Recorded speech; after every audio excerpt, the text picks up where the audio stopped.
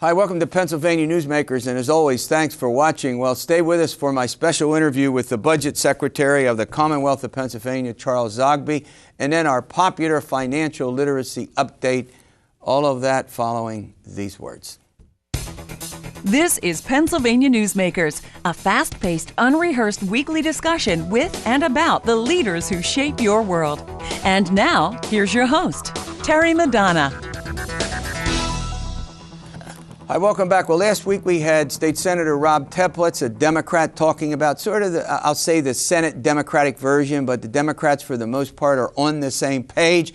As I promised, we're going to hear from the Pennsylvania Budget Secretary, Charles Zogby, who obviously is the chief budget guru. Did I use that word for Charles Zogby? I called you that once before, I think so. On this My new show. title, Budget Guru. Budget Guru, you like that.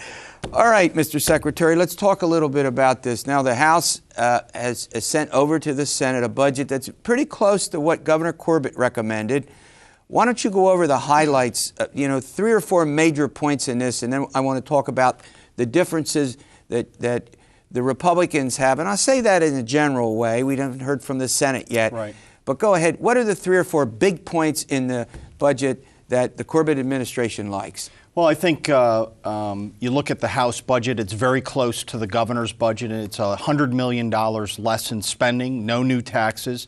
There are some differences in terms of various line items, but I think for the most part, it's a good starting point. It moves the process forward, and as you said, the Senate is yet to move, and we've only got about 17 days till the new fiscal year starts. But about 2 weeks. We'll be sorting that out in the coming weeks. But I think for the most part, we're fairly close. Not to suggest that's on the spend side. I think the biggest difficulty, Terry, is our shortfall in revenues. It looks like we're going to be at least $140 million short in revenues this year.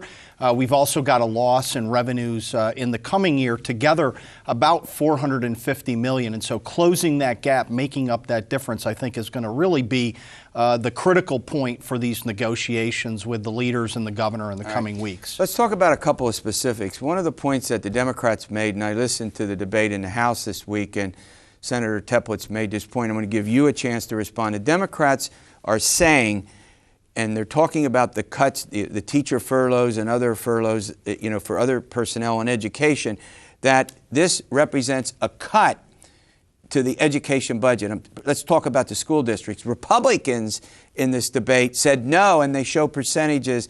It's a little confusing. What's the administration's viewpoint on? Let's stick with the education budget. If I understand it, it's the largest single appropriation. Take it from there. Right. So the basic education funding line item, which is the single largest line item in the budget, and also the single largest funding line item for basic education in the Commonwealth. The governor in his budget, as you know, proposed to increase that by $90 million, taking it to the highest funding level ever in the state's history. Right. The House budget, very close, added another $10 million, so a $100 million increase. I think my Democratic friends like to keep repeating the line that this governor has cut basic education. It's simply not true, and I don't care how many times you repeat it, isn't going to make it true. I think one of the things that people miss with this under this governor is that the last administration left us a $4.2 billion deficit.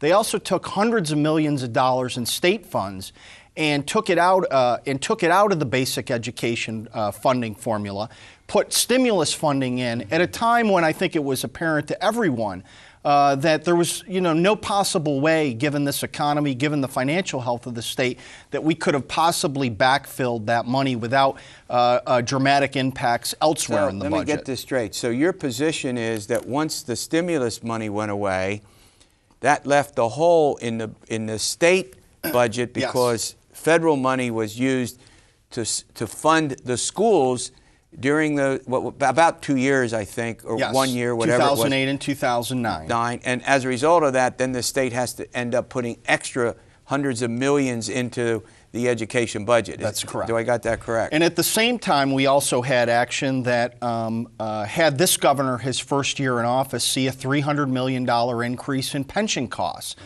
for school employees. So it's kind of a double whammy there. And the governor made the full pension payment the first year, as he did the second.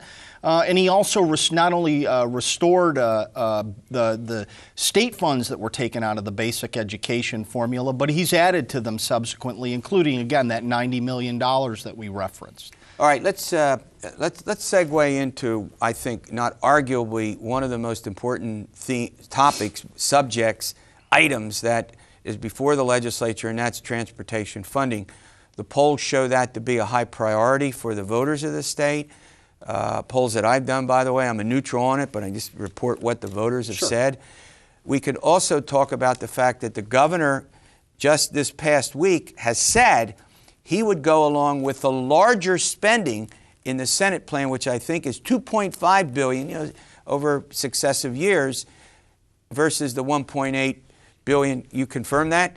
Well, I think, the governor started with a plan $1.8 billion. The Senate has put on and passed out of the Senate a transportation plan, $2.5, $2.6 billion. Now, the House is yet to take a position. I think, the governor understands that, look, we lead the nation in deficient bridges. We have lots of transportation needs. The Keystone State, we don't get that moniker for nothing. It's the lifeblood of commerce for our businesses, for our communities. We know of farmers, for instance, that because of transportation deficiencies, losing out on economic opportunities, and that's playing out in communities and in industries across the Commonwealth. So these investments are important. And again, this is along with pension reform and LCB privatization, the priorities for the governor in the coming weeks. All right, when we come back, we're going to segue into the whole business of liquor privatization. I also want to ask the Secretary about Medicaid. It's something else the Democrats brought up this week. We'll get his response to that after these words. This broadcast of Pennsylvania Newsmakers is presented by the Pennsylvania Chamber of Business and Industry, the statewide voice of business, and by the Pennsylvania Business Council Education Foundation, educating citizens and business leaders about important public policy issues and civic affairs.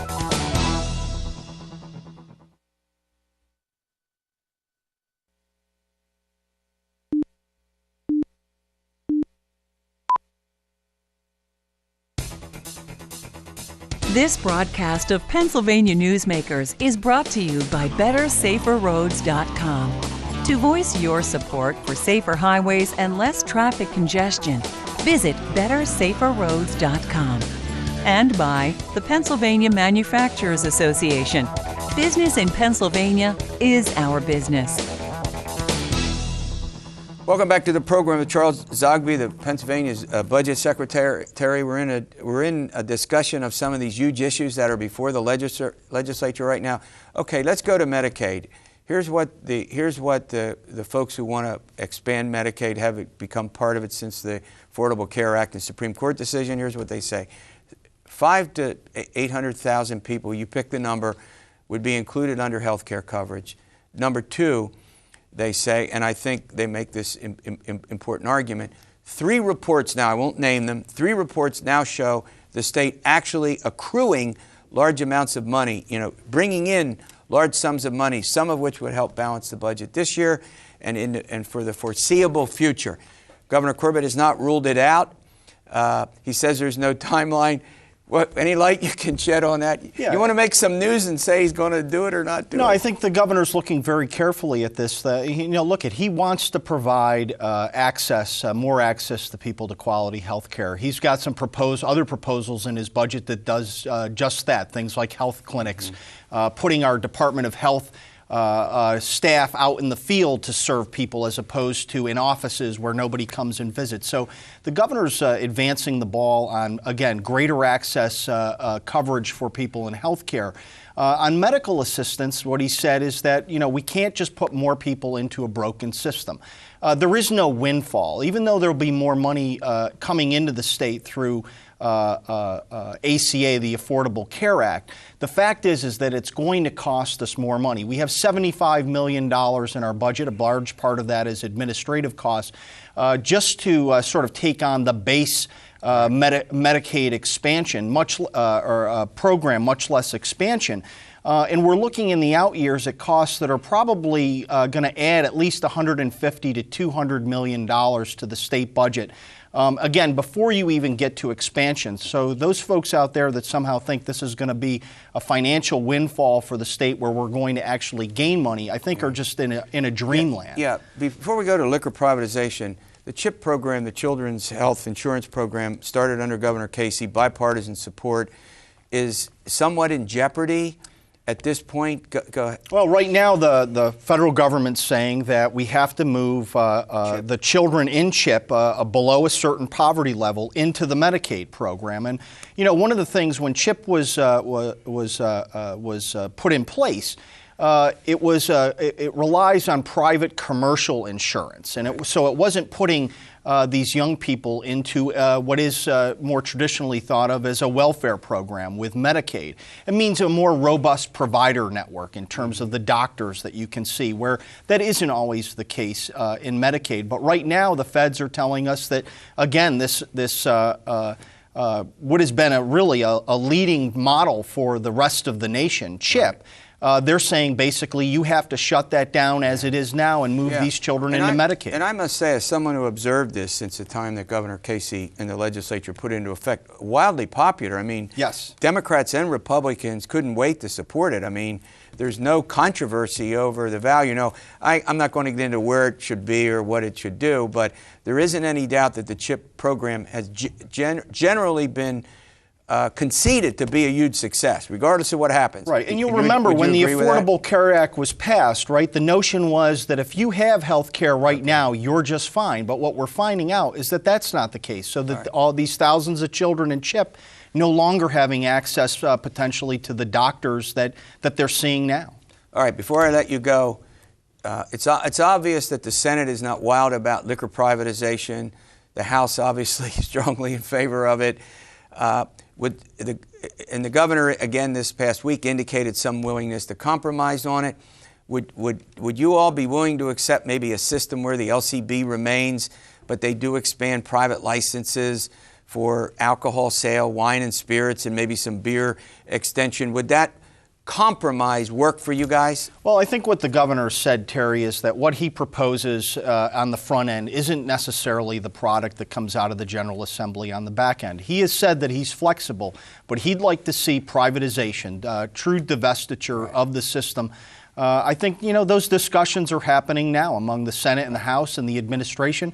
I think the governor's point is that we need to see progress on all of these issues, a budget, pension reform, transportation, and LCB divestiture. He's going to keep pushing for all of that to get that done by the end of the month, and that's what we're working towards. Well, yeah, two of them, just as an observer, the pension looks like that might have to wait until the fall. If it don't is, count us out, okay, Terry. I won't, but if it is, you're coming back, right? And you're going to explain. I'll come back either way. You're taking me to lunch, though, if we get pension reform. There you go. What can I say? All right, when we come back, popular financial literacy update. This is an aspect of this update you don't want to miss. We'll see you in a moment. This broadcast of Pennsylvania Newsmakers is brought to you by Pennsylvania Credit Union Association. Pennsylvania Credit Unions, where people are worth more than money. To find a credit union that is right for you, check out ibelong.org. And by the Energy Association of Pennsylvania, Pennsylvania's energy information source.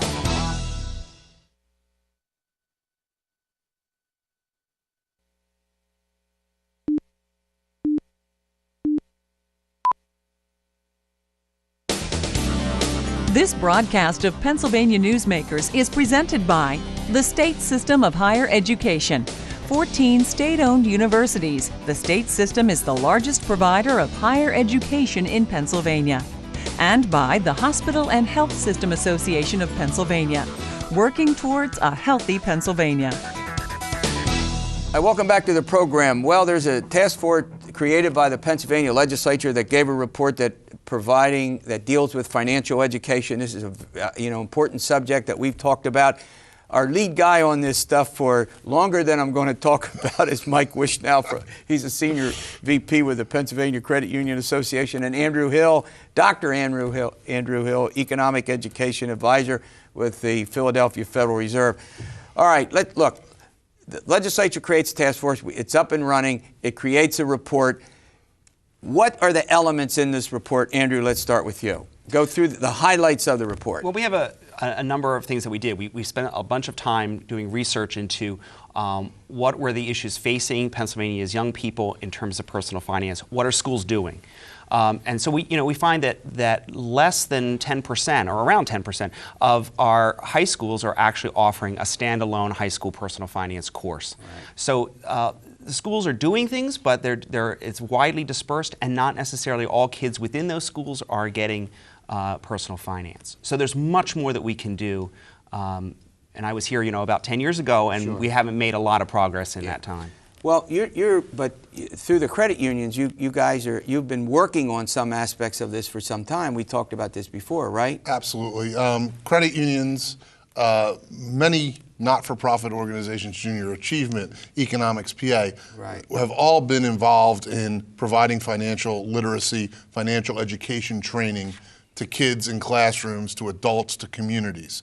I think what Andrew is pointing out and what the task force report says is that this approach is not systemic. Okay. It's sort of hit or miss depending upon where your child goes to school, whether or not they take certain elective courses, and some of the recommendations, as I'm sure we'll talk about from this report, are to make it more systemic. Now, you would make the argument that schools should be teaching this. I mean, particularly you and I have chatted about this. You agree with that? Oh, absolutely. Why should they be teaching this? One of the things that's interesting is a number of studies have been done recently where parents are saying, we want this in our schools.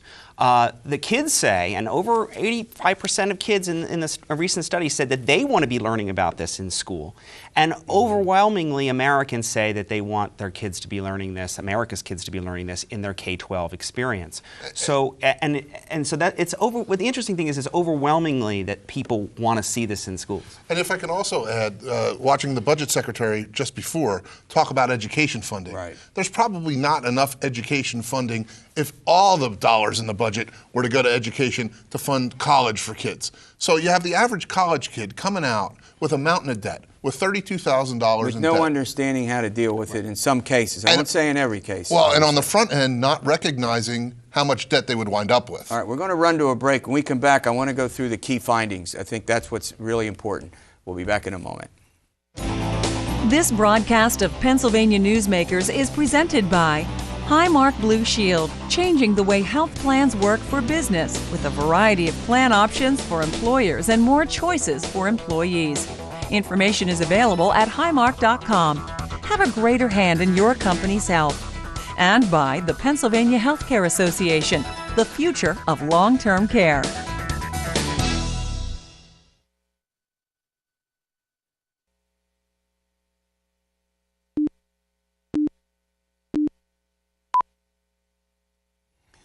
All right, welcome back. All right, findings and recommendations of the task force created by the legislature on financial literacy. Does that got it? Financial education in financial schools. Education in the schools. Michael, start with a couple. Well, the first one is really to develop a capstone program, meaning a course that every high school student will need to take in order to graduate from high school in Pennsylvania. That's simple. Okay. Second one. Give me another one. Second one, have a set of standalone personal finance standards for Pennsylvania schools. Third one. Third one, dedicated funding to professional development for teachers. Because quite frankly, our teachers are no better at teaching personal finance than the parents are. They don't have a class when they go through. I'm a college professor, and I don't know that I would know what I should know. Correct. And as a college professor, you probably never took a course on how to teach personal finance. Yeah. And that is really critical to getting it right. Yeah. How about this curriculum consideration? Mike and I have talked about that before. I think you say here in your findings, develop a financial education instructional endorsement for secondary teachers. Are that guidelines? What is well, that? that would be an endorsement that would be on their teaching certificate that says that these are the teachers I that see. have gone through professional development training in order to be able to teach personal finance in schools. All right. And that would provide additional incentives point. for teachers to be Yeah. pursuing that professional development. I mean, one of the things, I mean, a lot of these sound good. I mean, one of the things you'll hear, and as a teacher, I never taught in the high schools except student taught there, but as a professor is, uh-oh, you're telling me I got to add another subject to an already burdensome. Did you hear anything about that? Well, you know, that's something that's come up a lot in the field. And one of the things that's very true, and particularly in this era of the Common Core standards, where we're expecting kids to read more, is that those standards call upon students to read many more informational texts than they ever have before. Texts that have information in them. There's lots of that in personal finance. So it's a great opportunity to add that in. So you can teach subjects together. You don't have to be You mean not in a separate course, but as part of a chapter or part of a curriculum of an ongoing course now. So the idea is a K-12 progression where students are learning personal finance across all those grades, then capstoned in the high school grades with one course that students are required to take for graduation. Right, and as Andrew was saying, in the K through middle school, you can sort of wrap around the financial concepts into what's already being taught in existing classes. Yeah, but you also think we ought to develop some standards for personal finance, correct? Well, one of the issues in Pennsylvania is that we do have some benchmarks within standards that already exist that are on personal finance, but they're not in one place. And when they're not in one place, that therefore seems to water them down. There's a set of very nice national standards that were just released by the Council for Economic Education. They were created by a national body. They've been worked on by a blue ribbon panel. Those standards could easily be adopted here in Pennsylvania with very minimum work. And then that would provide a framework around which all the curriculum and all the work in schools is being built. Well, let's then talk about the legislature. Michael has to take this up. Would you put this in the school code? Well, you're right. How would you handle this? The goal is, and this was called for by the legislature, the goal is that the legislators that are interested in this topic will perhaps have some hearings and perhaps develop some legislation to address at least some of these issues so that there is more personal finance integrated into the K through 12 curricula, hopefully with a capstone program, hopefully with some professional development. And you think there's a role for the business community, a role for our viewers, right? Well, absolutely. There's so many organizations such as the Federal Reserve, the Pennsylvania Credit Unions Association, Penn State Cooperative Extension that are all doing work in this area. But we need schools to have a higher incentive to offer this in the classroom. So there's many people out there that want to help, and many of those are in the private sector. Yeah. And optimistic, you're the guy who follows this closely, optimistic. What's your sense about this? Well, I mean, I think our progress has been slow, as Andrew mentioned, school district by school district, class by class, and as it proves itself, it's gaining some momentum. Whether or not there's an appetite for hearings during this budget season, probably not. Perhaps in the fall, we could have some hearings on these issues, and perhaps we could at least advance some of the balls. Well, yeah, I think this has been a wonderful update for our viewers to consider as we end the program, and we'll have you back. We'll follow the sequence of this. We'll follow the course of it and see where it all goes. All right. Well, as always, thanks for watching this edition of Pennsylvania Newsmakers, and stay well.